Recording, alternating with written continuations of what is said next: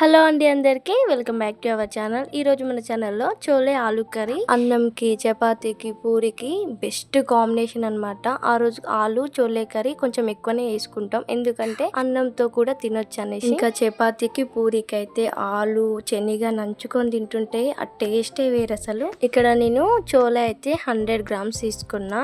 Over నైటే నానబెట్టి పెట్టుకోవాలి. ఒక 10 to 12 hours నానిన తర్వాత మార్నింగ్ ఇట్లా కుక్కర్లో సాల్ట్ వేసి ఉడకబెట్టి ఒక జల్లి గిన్నెలో వేసుకొని వాటర్ ఉట్టనివ్వాలి. ఇలా ఉడికించి పక్కన పెట్టుకున్న తర్వాత ఒక పాన్ పెట్టేసుకొని 2 పావుల ఆయిల్, 1 స్పూన్ జీలకర్ర, సన్నగా కట్ చేసుకున్న ఆనియన్, పచ్చిమిర్చి, కరివేపాకు వేసుకొని ఫ్రై చేసుకోవాలి.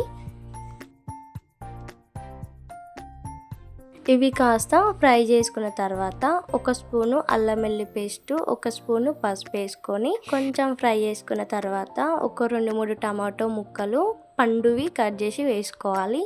ఎందుకు పండువి అని అంటున్నంటే, ఎలాగో మనం ప్యూరీ వేసుకుంటలేము కదా, ఇలా ఉడకబెడితే మంచి తిక్కు వస్తుంది గ్రేవీ. టమాటో మగ్గిన తర్వాత ఒక 2 ఆలు కట్ చేసి వేసుకోవాలి.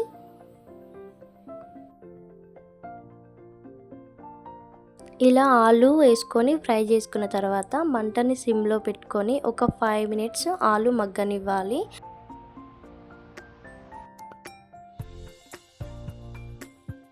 ఆలు ఫ్రై అయిన తర్వాత చోలే వేసుకొని కాసేపు అటు ఇటు ఫ్రై చేసుకొని ఒక 5 minutes మూత పెట్టేసుకోవాలి.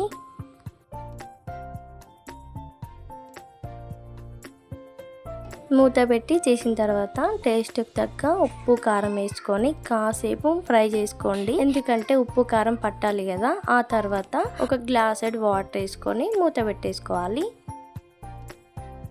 వాటర్ వేసుకున్న తర్వాత ఒక 10 minutes హై ఫ్లేమ్లో, ఒక 5 minutes లో ఫ్లేమ్లో ఉడికించుకోండి. ఇలా కర్రీ దగ్గరికి అయినప్పుడు, చిక్కబడుతున్నప్పుడు కొంచెం గరం మసాలా, కొత్తిమీర జల్లేసుకుంటే అంతే, ఇంకా చోలే ఆలు కర్రీ రెడీ అనమాట. వీటిని తెల్ల శనగలని కూడా అంటారు. ప్రోటీన్ రిచ్ రెసిపీ అనమాట.